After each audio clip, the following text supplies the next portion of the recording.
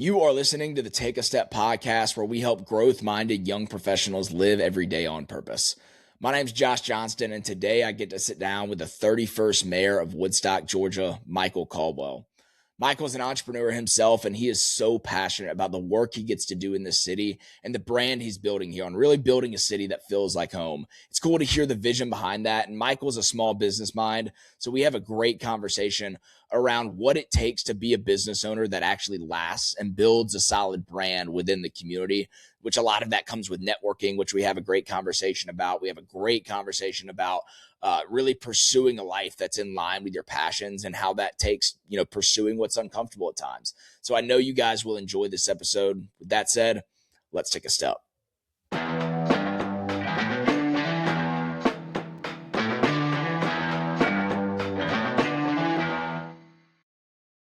Michael Caldwell, welcome to the Take a Step podcast. How we doing? Thank you. It's an honor to be here, pal. I'm doing great. How about you? I am doing good. This is it's an honor. Should have started off with Mayor Michael, but no, not at all. Don't worry. We can go from there. So I'd love just to open it up to you to kick things off, just to introduce yourself however you think it makes sense. I love hearing how guests introduce themselves because I think it gives a really cool insight into, their identity ultimately, but just like how they perceive the world, how they perceive the life that they're building. So would love to turn it over to you. Oh, well, thank you. We'll try to make sure that the lead up to how do I introduce myself doesn't influence how I introduce myself. I'm Michael Caldwell. I am married to Katie Caldwell. I've got 4 kids, all 11 and under. So Oliver 11, Elizabeth 7, Charlotte 4, and Victoria is 9 months old. So full house, loud house all the time. Serial entrepreneur. I've started and sold companies through my career. Started my career in software. Was part of the original founding team of a safety equipment company that we sold to 3M back in 2015. Oh, cool. Was there as a global marketing manager for 2 years. Left there and started Black Airplane, which is our custom software development company that we own today. About 30 full-time here, all on shore. And then I am a retired member of the Georgia House of Representatives. I serve as the 31st mayor of the city of Woodstock, Georgia now. Let's go. And I also get to serve as the vice chairman of the Atlanta Regional Commission, and I'm the governor's appointee on the Georgia Technology Authority. So 1 of 12 that sets all the enterprise IT data policy and data sales policy for the state. So get to play around in the state and federal allocation side, and then get to spend a ton of time here working on what I genuinely think is the most vibrant city in the state of Georgia, and then build my business and get to play around with my family. So it's a full life. I can imagine. Just a minor resume there. And to speak to add on to your point of the most vibrant city is, and I've talked to you briefly about this. My wife and I moved out here to Woodstock, Georgia about 3 years ago, late 2022. And man, it is so different than I expected it, because I grew up more in the city of Atlanta, right? And every suburb I feel like has their own brand. Sure. And so how would you describe Woodstock's brand? For me, it was based off of then or now. All right, go for it.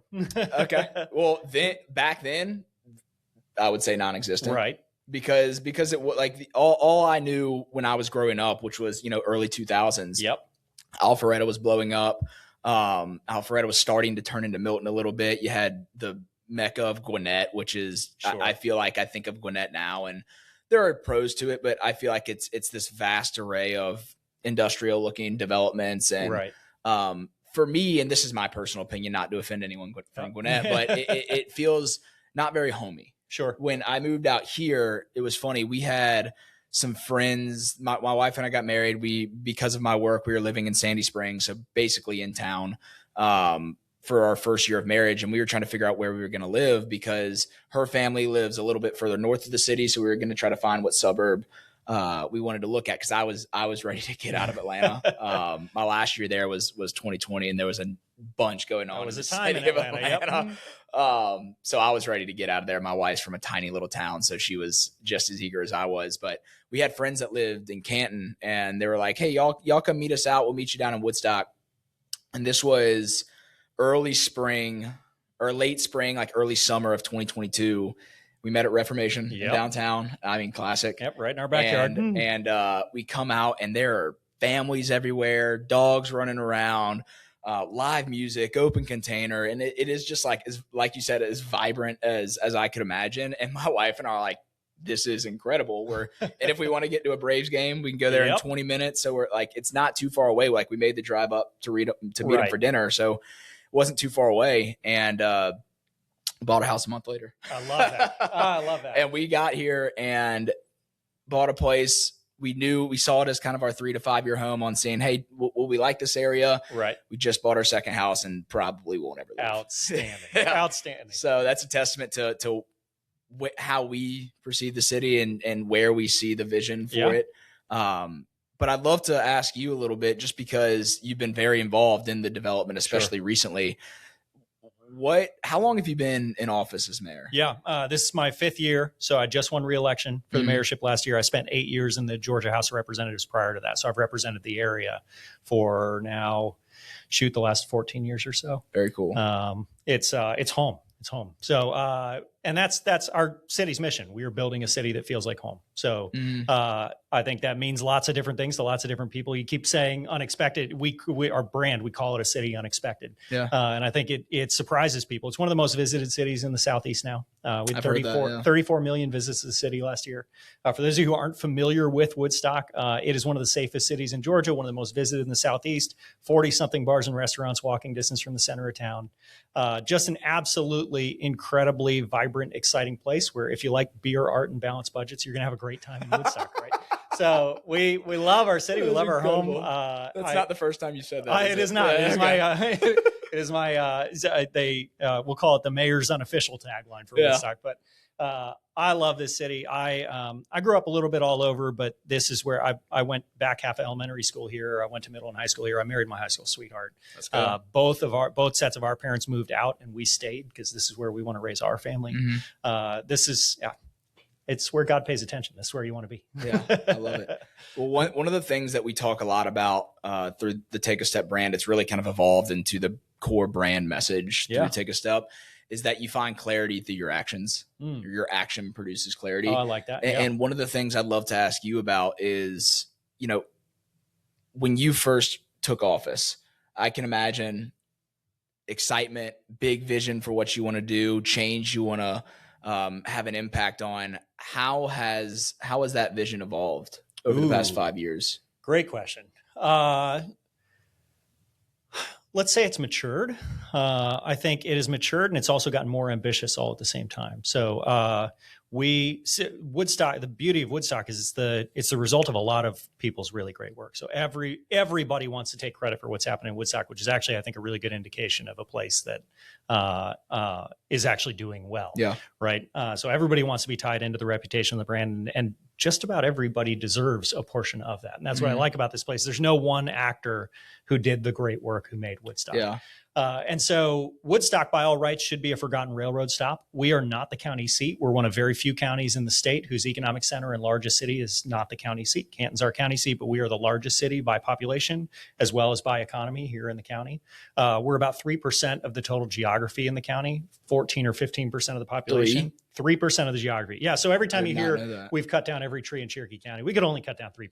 So, I'd say that tongue in cheek. We're a tree city USA. Yeah. We care about our urban canopy, but we're 3% of the geography. We're 15% of the population, but we're 40% of the GDP in this county. If you want to know why vibrant downtowns matter, when they pave roads in North Cherokee County, it's the tax revenue being generated in Woodstock because this is where the economy is and lives. This is where the businesses are and live. And so by all rights, though, we should be a forgotten railroad stop. This shouldn't be here like this. What happened was 25 years ago, the city council, the city staff set out a plan. They got the public buy-in. They set out a redevelopment plan downtown. We call it a Livable Centers Initiative, partnered with the Atlanta Regional Commission to do it. And it was an ambitious, hey, we're going to build a walkable, vibrant, exciting, grid-streeted downtown here in Woodstock, where at the time there was nothing in downtown. It really was that forgotten railroad stop. And for years, you'd have developers come in and make suggestions. Hey, we're going to pick this up. We'll build cul-de-sacs here. And the city council stayed disciplined. No, we've got the plan. We're going to stick to the plan. And what we see today is a result of the leaders who were here over decades being willing to do what leaders in other communities around the state were unwilling to do, which is stick to the plan. And in doing so, they created an environment in which entrepreneurs were able to come in and say yes a lot. And so if you look at downtown Woodstock, why I get so excited about Woodstock is not only are we not the county seat, which means we don't share our main street with a courthouse. We don't share it with attorneys' offices and jails and all the other stuff, right? All of which you need, but it doesn't eat up our downtown. Yeah. If you walk in our downtown, it's just a bunch of entrepreneurs who came together and built an economic climate that's exciting and fun and here to play.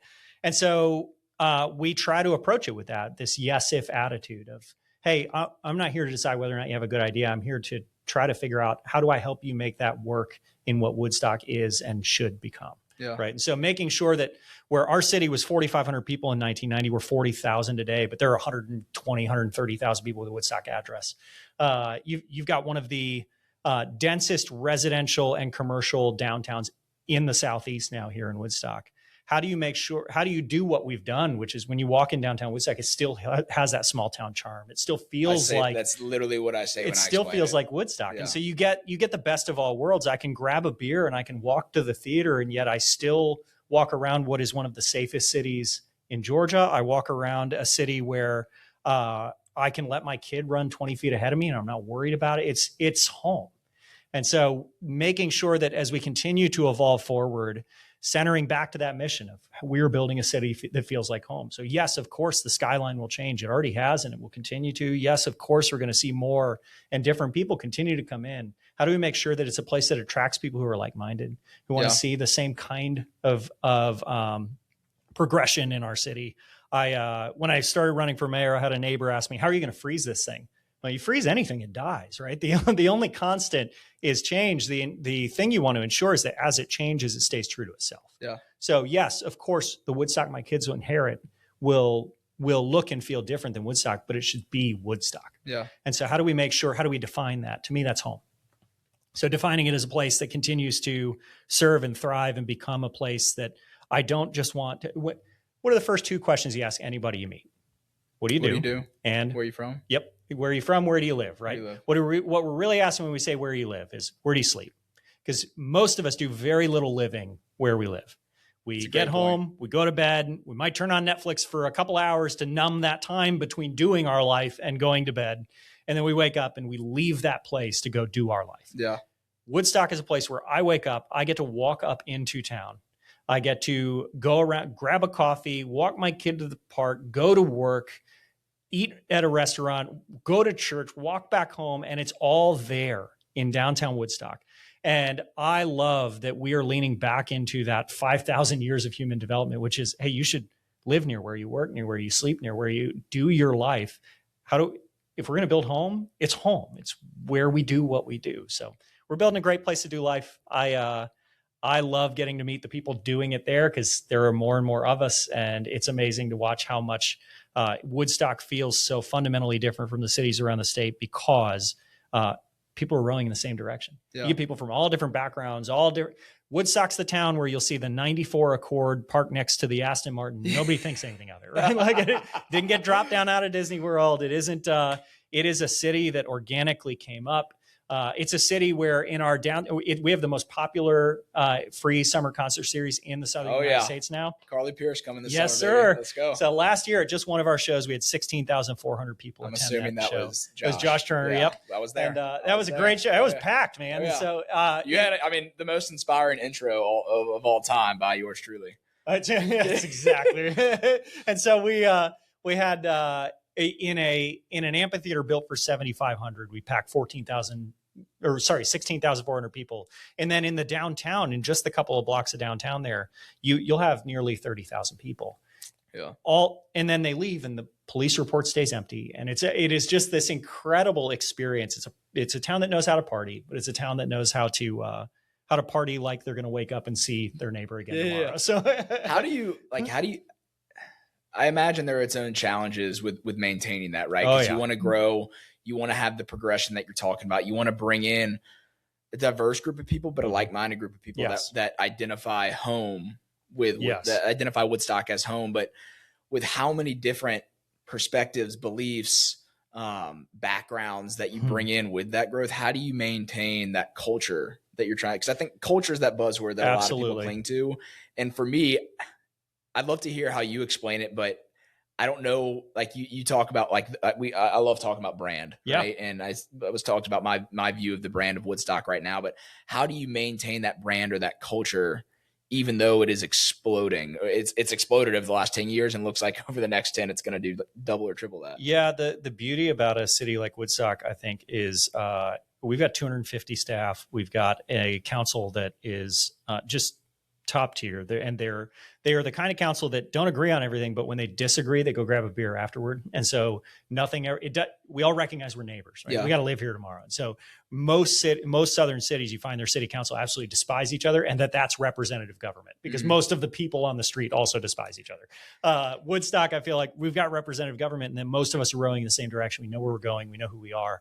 We're a challenger brand, which I actually think is our advantage in what you're describing. What do you mean by challenger brand? We punch above our weight class. So we are the city, like you described, that you don't expect to walk into and go, I have to live here. Yeah. And so we've got so many things that we offer that a city our size and scale shouldn't be able to commit to and offer. And yet we're able to. And I think part of why that's so advantageous for us when it comes to things like culture and specifically identity is when you get here, that brand becomes part of who you are. And most counties and cities, I guess I'll back this up a little bit more. Yeah. I think part of the secret sauce in Woodstock is that we're bucking the North American trend right now. For about 2 generations, from the moment we started driving to work more often than we didn't, we changed the dynamic of where you live, and we made ourselves a transitionary culture. And what I mean by that is the odds of you living where you were born are statistically very low here in the US.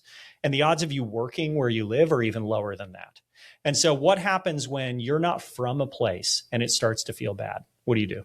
Leave. You leave. What happens when you work in a city and it starts to feel bad? You leave. Find a new job, right? And so what we've done is we've created this entire American culture around the idea that, hey, I don't have any duty or responsibility to this place that I'm in right now. Mm-hmm. If it gets bad, I'll go.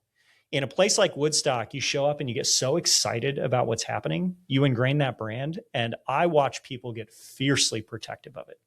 And so that challenger brand mentality that makes you feel like you're part of something that's bigger, for sure, inherently creates an environment in which the culture remains protected even as it changes and grows.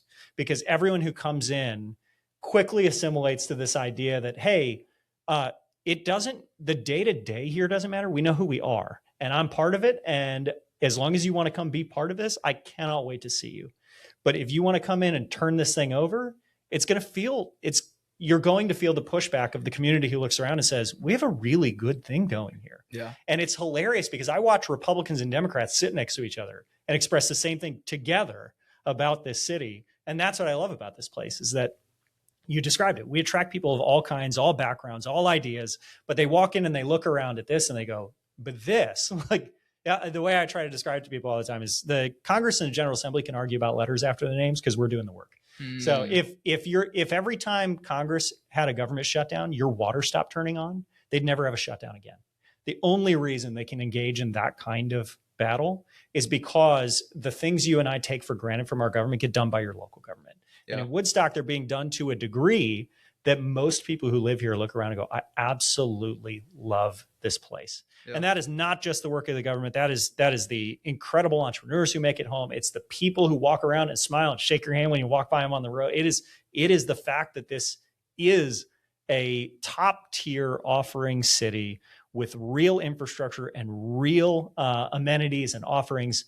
And yet you still get that Southern charm. You still get that small town charm. I love the way you explain it like that, because you are to a T describing me. You show up and all of a sudden you go, yeah, I'm from Woodstock. Yeah, no, literally, I do not identify as being from Atlanta anymore. I am from Woodstock. But I promise you, I'm Woodstock's greatest sales rep. And so here's what I love about that. I'm the mayor of Woodstock. I'm the vice chairman of the Atlanta Regional Commission. I am a huge believer in Metro Atlanta. I honestly think we're in Metro Atlanta's half century right now. Like each major metropolitan area in North America has gotten their half century to a century of defining American culture. I think we're coming into that period for Atlanta where we're going to we are already in an outsized influential standpoint in North America. We're the 6th largest metropolitan region in North America, just overtook DC and Philadelphia. I think we are on the verge of Metro Atlanta really defining what does it mean to be an American, and you start to see those patterns that came from us. And so I'm so excited to be a part of Metro Atlanta. Yeah. And then I look at Woodstock and I go, man, what a crowning jewel in what I genuinely think is this influential region of the country. Yeah. We get to help define what does it mean to be a Metro Atlantan here in Woodstock. And it works. And so that's, people ask me, what are the plans for the future? We have we have so much going on, but the honest answer is just, we're going to keep leaning in. Like the work is working. We have momentum on our side. We are a challenger brand, but we have a brand that people value and want to invest in. How do we keep that momentum going? Yeah. And so we'll get some wrong, but if we get more right than wrong, we'll leave it better than we found. I mean, there's power in having that perspective for sure, and knowing that failure is inevitable. I told you I come from an entrepreneurial background. I still spend 40 hours a week on the entrepreneurial side. Spend about 35 hours a week on the mayorship and 40 hours a week on the real job. And what I've learned in that world is you fail fast, right? Yeah. How do we get out? Let's go try things. Let's not which part of what I think makes Woodstock really, what it is that we've got a team who is very willing to go try weird things. Mm-hmm. So, and they sound like things that we take for granted in Woodstock now, but you said when you came up in 22, you sat at the brewery, right? Yeah. So you sit in what we now call Woodstock's backyard, and you're looking out over the event green, you're looking at the park, when that brewery was coming to downtown, there were a lot of questions around, hey, like, what does this do to our downtown to have a brewery right in downtown? And it was a different city at the time, right? And I love that the city responded by putting a children's park right next to it. and that was the response of most people. But it's so ingenious because what it did was immediately set up a situation where most cities would say, okay, we need to figure out how we wall off these segments of the population. In Woodstock, we said, well, there's no better way to police a bunch of drunk college kids than dads. And there's no better way to populate the park than to say, you can grab a beer and walk over and watch your kids play. Yeah. And so all of a sudden you intertwine these two segments of the population. It's the part of town we have the least amount of problems in, right? So like we've learned in Woodstock over and over again, when you get more people from different backgrounds and different ways of life and different attitudes intertwining together, the more vibrant it gets, not the less. And so making sure you keep your eye on public safety, making sure you keep your eye on public art and vibrancy and the things that matter, make sure the infrastructure works, make sure you can park, you can get through all of those things you need to be able to do, but ultimately making sure that neighbors can meet neighbors is the way that you build a vibrant city. I love it. And so it's worked. One thing I want to circle back to that you said, that I don't know if you meant it in this way. It sounds like the story of my life. No, but I think it was so powerful, speaking directly to leadership and culture. You were talking about the reason Woodstock is the way it is. The leaders of the city may disagree on a lot, but they can go out and grab a drink together and be happy. And that's a direct reflection in the people of the city. And you said the same way. Usually most people hate being together, and that in the same way with their leadership. And I was talking, I had someone on the podcast a couple months ago, and we were talking about the best way to have an impact on the culture you're trying to build with your organization is to embody that same culture for yourself. So like, for example, if you want your people to hold themselves accountable, are you asking for accountability? Right. And that's just one example, but I love that you point that out, just like subconsciously, flippantly, and saying, hey, the reason our people are the way they are is because our leadership reflects that. Well, and I think that's inversed as well, right? The leadership feels the license to go let their walls down and have a real debate and then be okay with each other again, because they know they're not going to get booted out of office for having a disagreement and then still getting along with that person. I think we all complain about Congress constantly being at war with one another, right? But ultimately, we get the government we deserve. We should look in the mirror if we don't like that, because the reality is we all elect a fighter and then we're shocked they're fighting all the time. I think if you jury pooled Congress, you would have exactly the same results you get today. If you jury pooled the council in Woodstock, you'd likely get the same results you have today, because here we have a microcosm of people who do not all fundamentally agree on the issues, but they know I'm going to see you again tomorrow. Yeah. And I don't want it to be awkward at the coffee shop. So the tone of our debate is going to be different than if I think I can burn you. Yeah. We only make up 3% of the land in That's the county. Exactly. We're going to run into each other. We're going to see each other. So it's a less than 13 square mile city. It's one of the densest cities in the state. And yet you drive through, you would never know that going through here, right? It's a result of good planning. I love it. So. Well, you talk a lot about the entrepreneurial vibe that the city has, and I love that, being a small business owner myself and working with so many small business owners through our different leadership development programs and just the work we do. And I have a passion for small business owners, for the Yes. entrepreneurial mindset, the people that want to wake up and go create something based off a passion or a purpose that they see. One thing I wanted to ask you, because you have so much interaction with business owners locally, what have you seen are one or two like distinct qualities in the business owners that actually last? Because you see the businesses that come in, take over spaces, and that space is up for lease in a year or two. But like, what makes either a business or a business owner somebody that actually understands how to come in, build a brand, and integrate with the community? And I feel like that might be taking some of the words out of your mouth. No. I do think that's sort of where I was going to go, and I'll tie that both to my experience as a mayor and my experience building businesses. It sounds cliche, but know your market, and the only way you know your market is by becoming a part of it. Getting right? involved. So get into that culture, get to know people cold, and like all things in life, get to know people. Right? Everything's relationship driven, and so if you're building a business in a town and you don't become a part of that town, become a part of the culture of the place, you can't be shocked that it didn't work out. Right?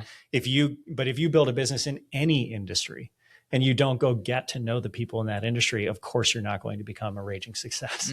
So it almost always comes down to how willing are you to build your identity around what it is you're building. Because if you're not going to tie your identity to it, the people who tie their identity to the thing that you're building around are never going to tie back to you. And what we were talking about before we started recording, like people buy into stories. Yes. How good are you at storytelling? My dad always used to say people buy from people they like and people they trust. And I think that is fundamentally the case. It's true for buying. It's true for voting. It's true for, it is true for doing life with, right? And so working in that relationship standpoint, I've been playing around with a talk that I've been giving over the years that centers on the idea that we spend our lives budgeting two assets, time and money, because we see them as the most valuable assets we have. And we're completely wrong. The most valuable asset you have is your network. And that sounds so cliche until you define it. And that is who will do what for you when. So that is a tangible asset that you can grow. But it's not a transactional asset, because the only way you can measure that is people who will actually show up for you when you need them, right? Yeah, that's a great distinction, because there are such things as transactional relationships. That is not a valuable relationship, because by definition, it only exists in a state in which you are willing to give up as much value as you got back. So then what were the things you said? Who will do what for you when? So the people in your life who will show up for you when you need them. That is how you define the value of that network. And the reason it's more valuable than your time or your money. Ask me anybody who's sitting in solitary confinement how much they value time. Ask me anybody with all the money in the world but doesn't have anyone to spend it with how much they value money. But show me the person without the time or money who has people around them, and they will tell you that is the most. Show me the person on their deathbed. Money no longer matters. Time is short. But the most valuable thing are the people standing around that bed. That is your most valuable asset. We ignore it. We pretend like it's immeasurable. It is the most valuable thing you can measure. If you're a business owner and you're starting your business, if you recognize that, odds are very good you're going to be successful. But that comes with identity. Do I identify in the ways that the people with me identify? Can I find a tribe that I can identify with, center around? If you find that and you build around it, your business is going to be successful, because you're going to find ways to add value for those people. You'll be that thing for them. I show up when they need me. It's really hard not to make money in that environment. Yeah. It's really hard not to find value in that environment. If you don't do that, it is shocking to me the number of people who are dedicated around the time and money assets, and shocked that they can't come up with either. Well, go figure. You're ignoring the most valuable asset. If you ignore the most valuable asset for yourself, odds are you're ignoring it for them. If they don't see it, they're never going to invest in you. Yeah, I love it. So if I'm, for the people listening, and let's just take me for example. You're doing a good job with this. I forgot about them. Yeah. if I'm starting a new business in an area, or if I'm just trying to get integrated with a community that I just moved to, what are some first steps? Great question. What are some things I can do to actually get integrated? Yeah. Because I understand the value of it, but how do I actually go about building those relationships, becoming somebody that's known in the community, that adds value to the community? What are some things I can be like tactical steps I can be taking? Make sure you're defining the way you do life, right? So like we described, if where you live really does mean you're showing up at home to watch Netflix to numb the next couple hours till you go to sleep, and then you go back to wherever you were going to go, that you're not going to find meaning in your place, right? You have defined your place and it isn't where you are. So make sure you're defining your place where you are, which means get out of your house, walk into town, Yeah. be around people. Proximity is everything. This is true whether you're trying to get into a city and find a way to belong. It's true if you're starting a business trying to find a way to belong. I told you about that company we started before that we sold. I was on 1,000 flights in 6 years. I believe in handshakes. And so I genuinely think if you want to get to know people, you get in front of people. If you're in a new place and you're trying to identify who those people are, the more frequent you're in proximity to places where those people would be, the more often you're going to run into them, right? You'll also find how few people actually do this. So it is amazingly easy to get on radar for your elected officials because very few people try to. It is also amazingly easy to get on radar for the local business owners in your area because everyone walks into their business and buys a coffee and walks out. Very few reach out and shake their hand and introduce themselves. So go get to know the business owners on Main Street. It is amazing how fast you will know everyone on Main Street. Pick your third place. We talk about home and work, right? If that third place is church, great. Get to know church and get to know the people there. If that third place is the brewery, great.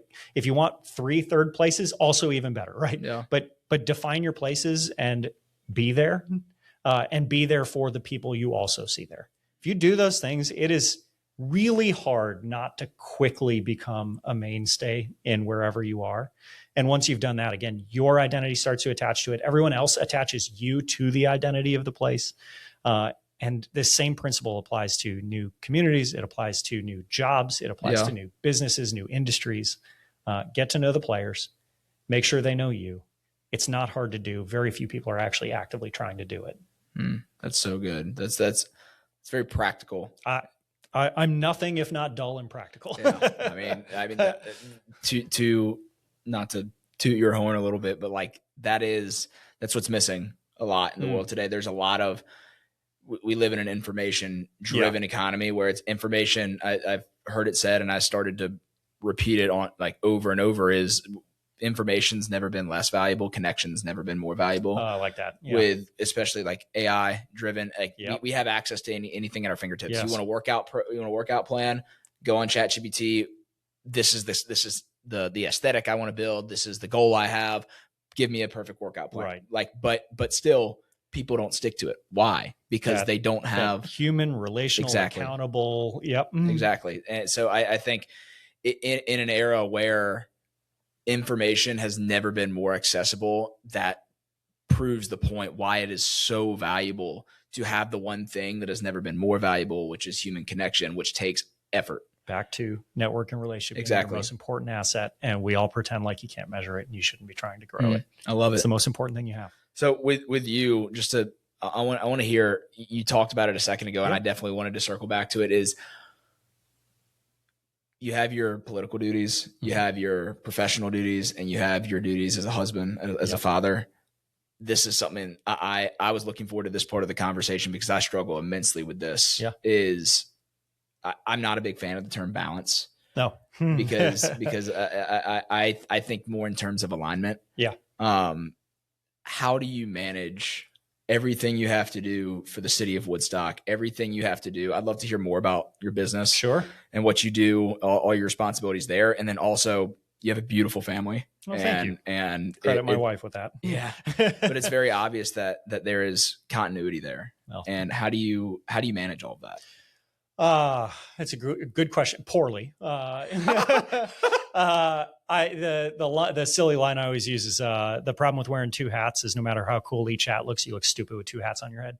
And so the way I've tried to teach it to people that I meet with is, I'm a firm believer in work-life balance. I firmly oppose the idea that it happens in a 24-hour cycle. So yes, I love this. The problem is imagining that within 24 hours, I'm going to be a wildly effective dad, husband, believer, business owner, mayor, friend. Like, sorry. As I start dividing everything up, you each get 12 minutes. I hope it was enough. Like, it doesn't work, right? But if I instead take life in seasons like it's supposed to be, And I recognize that, okay, right now, my wife really needs me. And here's how I can lean in for her. Okay, great. I need to figure out how I create bandwidth in the other areas of my life to do that. And that there will also be times. I was on 1,000 flights in 6 years. I was not the most present husband during those 6 years. But when I tried hard to be there, right? And so this comes back to sort of what we're describing with running a city or being in a city or being a part of a city. I think most of life comes back to being there, right? When you are in a place, genuinely be in that place. Be where your feet are. I teased earlier. I forgot about the listeners, right? Like, how do we sit here and really, like, how do we actually have a real conversation? Yeah. How do we sit in the places that we are and genuinely invest in the spot that we are at that moment and make sure that we're making that time count? It is amazing how much you can do if you're willing to do that, because the time that you get counts. And that tends to be the hardest part for me, is just making sure that, okay, when I'm here, I'm not thinking about the thing coming, or the thing that just happened, or the thing that I forgot about today, right? Like, how do I make sure that when I am in a place that I'm dedicated to that? And then building and surrounding yourself with incredibly capable people who are also invested in the things that you're invested in.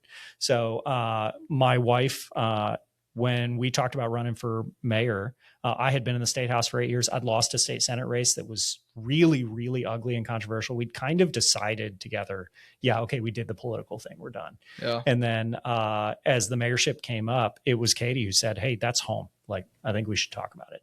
And that was shocking, because my wife is like the most apolitical person on earth. But that was how she viewed it, was this isn't political anymore. Now we're talking about home.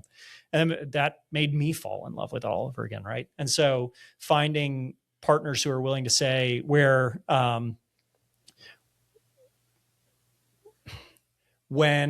we have 4 children, we have to divide and conquer a lot.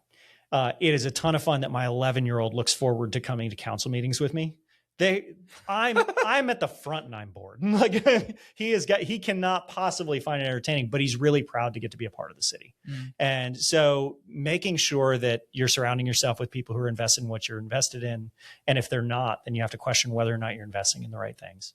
Black Airplane, I'm an equal owner with a man named David Leggett, who is my best friend in the world. He was my college roommate. We grew up together. Where'd you get to college? We went to Kennesaw State. Okay. I'm a proud owl. I was a finance major, came out with a finance degree in the heart of a great recession caused by finance majors. So if you wonder why I'm an entrepreneur, got to learn the hard way what it meant to start out strong.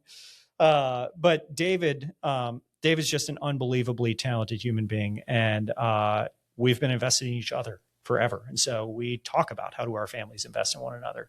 And so making sure that when he needs bandwidth, I help create it for him. And when I need bandwidth, he helps create it for me. And so finding those partners in life, in every aspect of life, back again to what's the most important asset you have, right?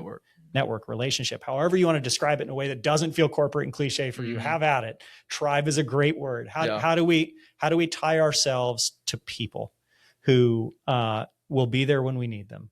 And we owe that back to them, but that it isn't transactional. We're never measuring, right? If you can build that kind of relational network, it is unbelievable what you're going to be able to do with your life, because you're going to be able to invest in things that you genuinely care about and also bring value to the people around you.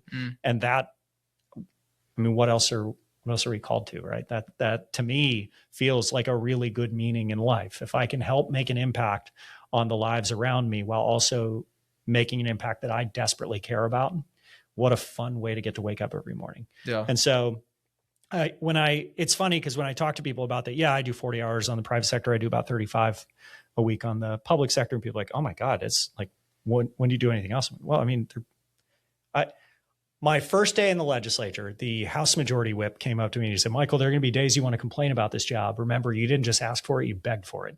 And that has been a really good lesson for me in both the public sector and the private sector, because nobody gets into elected office on accident. Like, you are begging a ton of friends and neighbors and donors and everybody, please, please, please believe in me enough to put me here. I see the LinkedIn post. And then, and then you go, oh man, right now, especially in Georgia, we're seeing that area. But you don't get there on accident, and to get there and complain about it, shame on you, right? Nobody ends up in entrepreneurship on accident. You begged your way into it. Whether you felt like you were working your tail off and begging or not, you begged your way there. And every day is waking up and begging people to get on board and come help me build this thing. And so I've learned you don't end up a dad of 4 on accident. I begged for it. You don't marry someone the caliber of Katie Caldwell on accident. I begged for it. Shout out And Katie. so, yes. And so I look at all aspects of my life, and I know I begged for this life. I'm not going to waste time complaining about it. I'm going to lean the hell in. I'm really excited about the life I get to live. And so it's time. I'm not all roses. There's parts that it's hard at times, but I love what I get to do. Yeah. And so I'm not a believer in the, don't worry about making money, go find your passion, do it. You have to pay the bills. Like basket weaving doesn't work, right? But I hate the idea that those have to be exclusive things. And I also hate the idea that you can't get excited about things that you didn't know you could get excited about. I told you we started a safety equipment company. That was never something I thought I was going to do. I had so much fun in that industry. I am in high-tech, artificially intelligent driven software development today. And I have so much fun getting to go stand on a stage and talk about the future of artificial intelligence and what's it going to mean for society and where's the world going.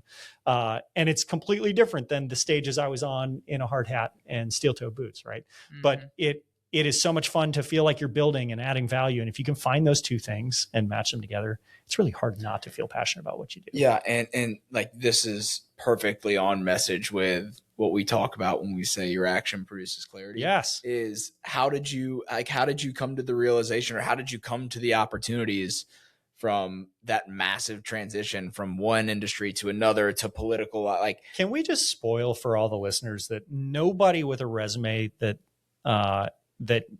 you want to talk about no one planned that resume. That is not how careers work. And now, as I keep talking about, I think the transition we're going to watch in the economy over the next 5-10 years, we made this huge transition from the career-based economy to the gig economy. And it took like 30 years to do it. Right. And all I mean by that is in 1940, you had an average of 2 jobs in your career. Today, you have an average of 12 jobs in your career. So on average, you're going to spend 2 to 3 years in each of your jobs. I don't care what you do or whether you're getting a W-2 or you're filing a 1099. Either way, you are in the gig economy. Well, like the odds of you doing today what you're doing right now 3 years from now are very, very, very low.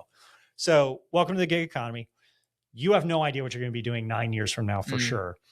Neither do any of us. The question is, are you able to get excited about doing something else? Yeah. And so making sure that that's not a scary proposition, but that it's an exciting proposition, I think is 90% of the difference between people who that becomes a trap for or becomes an opportunity for. If you are constantly looking at the fact that transition is coming and seeing opportunity in it, recognizing that in that kind of chaos means there's huge opportunity, yes, for wealth creation, but also just for finding new meaning and new excitement. Like what a crazy adventure we get to live. Yeah. You didn't have to come out of high school and decide that you want to be a steel worker for the rest of your life. You get to come out and say, I might want to be a steel worker. And then and what a cool opportunity, what a great time to get to live. Yeah, of course there's danger and risk that comes with that. But what meaningful thing in life ever didn't come with those two things? Come on. So yes. I mean, seriously, because what I've noticed, and I'm starting to see the change, but there are still people that were in the shoes that I was in where so many people, and this is kind of jumping to the final question I love to ask, but I'd love to talk about it for a second, is so many, specifically young professionals and even people that are coming out of college or people that are in a rut later on in their career.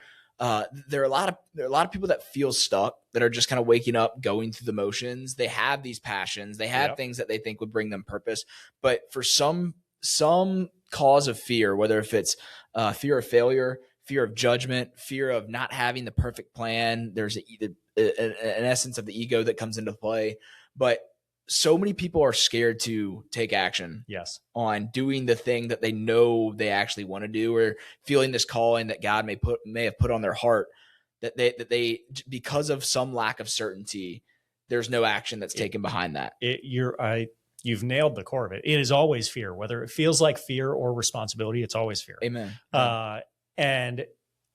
Look, imposter syndrome is the most healthy feeling you can have, except that it's the worst feeling you can have because it stunts you from going and doing things you might otherwise have done.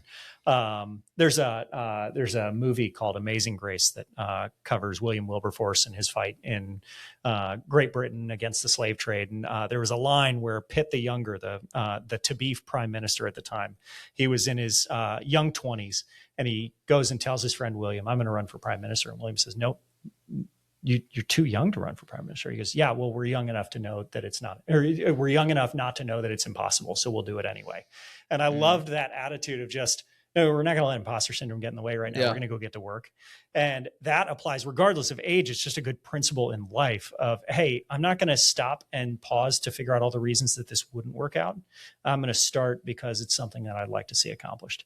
And I love the idea that action produces clarity. I'm a firm believer that momentum produces momentum. And so if you are looking at an idea, this pulls me back to, I'm still a firm believer in David Allen and getting things done. And next action is the only thing that's relevant to a project. The only thing. Yeah. So when you have something on your plate and you want to get it done, any form of idea, asking yourself, what is the next practical thing I can do to move the ball toward that end zone is the only thing that matters.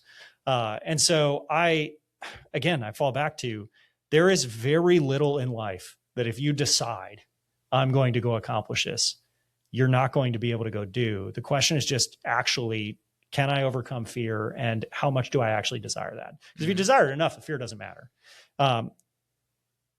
Ignorance of the fear needing to exist is also an advantage on occasion. Lean into that, right? Yeah. Don't start trying to defeat that before you find the reason on your own. But I don't know. Failure is an overrated. It's an overrated aspect of life. We're all going to experience it anyway. You might as well bring the failure invited. Go make it positive failure that moves you toward an end goal, as opposed to the failure that you're going to stumble into on accident. We have a concept we talk about at Take a Step called choose the struggle. And the main point of it is that hard times are inevitable. Yeah. It's the only question is, are you going to choose it now or be forced into it later? I love that. Oh, well, and also choose it in a paradigm in which you've at least had some semblance of control. Yeah. Because I placed myself here. I feel much better when I'm struggling and I know that I did it. You have ownership. Than I do when I'm struggling in a situation that I never saw coming. Yeah. And part of that is probably just frame of reference, but if I get to experience it one way or the other, I'd rather the preferable one, right? So yeah, I don't know. I think action is everything. Move the ball forward. I told you, so I own Black Airplane along with David. We build custom software, and we are in a fundamentally changing industry. Yeah. And fortunately, it's meant really good things for our firm. It's meant really good things for our customers. But we've watched a huge chunk of our industry go under because they didn't stay proactive in how they were developing their agencies out. So we've hired incredibly senior talent. We've got really, really talented people, and we've leaned really heavily into these tool sets. And it puts us in a position where we're getting to help guide and lead where the industry goes here, as opposed to standing back and watching it and wondering what it means for us tomorrow. And I have no idea what this means for employment 20 years from now, right? For any of us. But I'm an American optimist, and I have a feeling it'll create more opportunity than it doesn't. And ultimately, it doesn't matter whether I think it does or doesn't. Time will come. We're all in the gig economy. We'll figure it out as we go. And so how do I take action today to ensure that tomorrow's opportunity is better than today's? Because 10 years from now is a little further off than and all the while trying to keep in mind, I still love the that line, we overestimate what we can do in a year and underestimate what we can do in 10 years, right? Yeah. So keeping that horizon in mind, but not being shackled by it. For sure. I heard a term the other day I loved, and it was talking about a guy who used AI tools to cure a disease in his dog, and they described him as joining the high agency Olympics. And and so I keep finding myself asking, like, what parts of my life do I belong in the high agency Olympics for? And I think the more places like that what you're describing is people who are failing to take high agency, right? So just recognizing that, life will happen no matter what. It's why time is a wildly valuable asset. It's not your most valuable, because you don't have control over how it's spent, and you'll never generate more of it. So you can pretend like that's your most valuable asset because it's a depleting asset, but nowhere else in your life do you treat depleting non-renewable assets like they're the most valuable. You want assets that you can grow without a ceiling on them, right? And so we have to think about our time, but ultimately I want people who are treating that as an asset in which I can expand the amount that I'm accomplishing. Yeah. How do I take agency for what I want out of life? Life will happen either way. Yeah. It can either be a life I helped build, or it can be a life that happened to me. And so I encourage people, the beauty of this life and the beauty of the time period we get to live in and this incredible country is that you are not shackled to the entrepreneurial decisions you make today, right? You have the opportunity to go out and try something and find out you could be a wild success and find out it wasn't what you wanted out of life and go, cool, what's next? Yes. And so our vision at the city of Woodstock now centers around those words, what's next.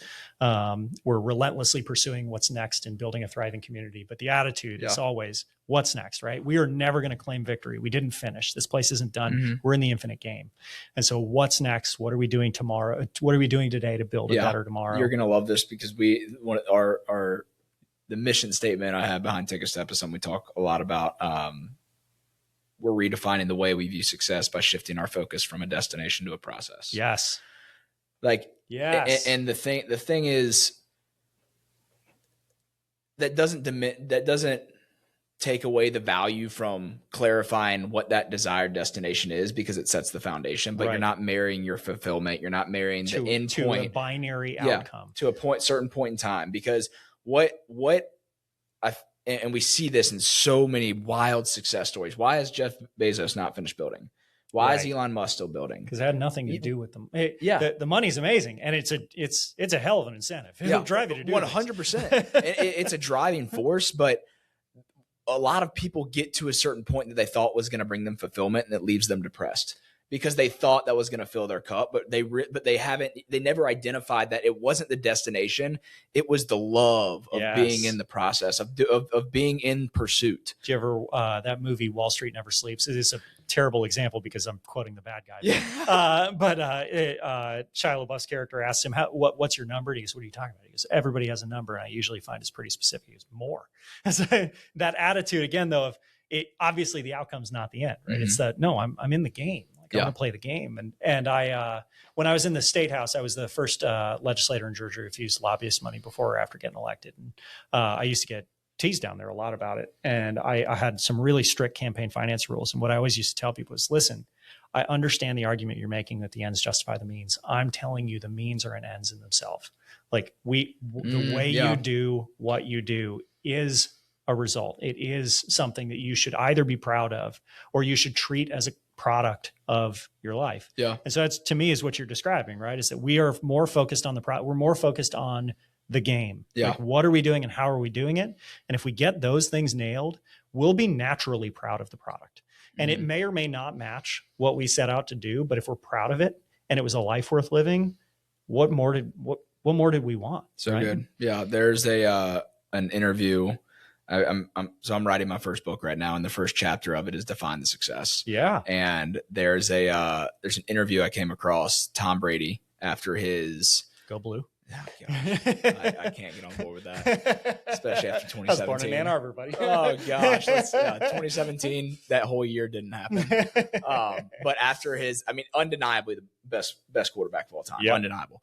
After his third Super Bowl, he's 28 years old, beat the Philadelphia Eagles. And he was sitting down in a 60 Minutes interview, and the interview asked him, like, you've experienced all of the success. You have 3 Super Bowls. You're 28 years old. Most people never win one.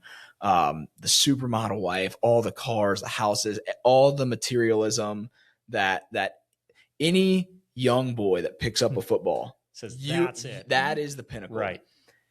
He's like, what's next? And Brady looks at him and quote says, this can't be all that there is. And that's a good word. You know what I like, because you hear that, and somebody who's at the pinnacle that every boy dreams of when they pick up a football has it all and still says this can't be all that there is. Why is that? Well, because there's no destination that's going to fill you up. Let's ground it for all of us, right? The listeners included, is because I feel like when we use examples like that, it's great because it helps us project how we would feel if we had that, but we don't know what that would feel like. Yeah. So let's project it back to us. There is not a king from the Middle Ages that wouldn't trade lives with you in a heartbeat. You have hot water on demand. You have clean water on demand. You know how much dysentery they were worried about all the time? Like you can taste food from anywhere in the world within 20 minutes right now. If you want to be on the other side of the continent by tomorrow, you can do that. Yeah. That was impossible. Not possible for them. The life you live is so much richer in every material way. immeasurably better than any king out of the Middle Ages. This can't be all there is. We are all looking around going, man, I feel behind. And every single member of royalty would have instantly said, I'll take that life. Yeah. No question. I want that one. That's a good word. We are already at the pinnacle. Like what the life we live as average Americans is so much better, not just than the people who live today, but than anyone who's ever lived ever before, ever. And we still look around and go, there's got to be more than this, right? And it's because it has nothing to do with what you have. It has everything to do with what you're building, who you are, who you identify with, how you build a life together. And so that's why places like Woodstock matter. We're building a community. I was about to say, and what better place to do that than Woodstock, Georgia, baby. Awesome. Well, Michael, this has been a really enjoyable conversation, and I know there's a lot of value that audience will take away from it. I've taken away from it. I hope you've enjoyed it just as much. I've had a great time. Thank you so much for the invitation. I really appreciate the time today. Awesome. Well, guys, thank you for listening to another episode of the Take a Step podcast. If you enjoyed it, please leave a rating on whichever platform you're listening. And always remember, no matter where you are in your growth journey, every mile begins with a step.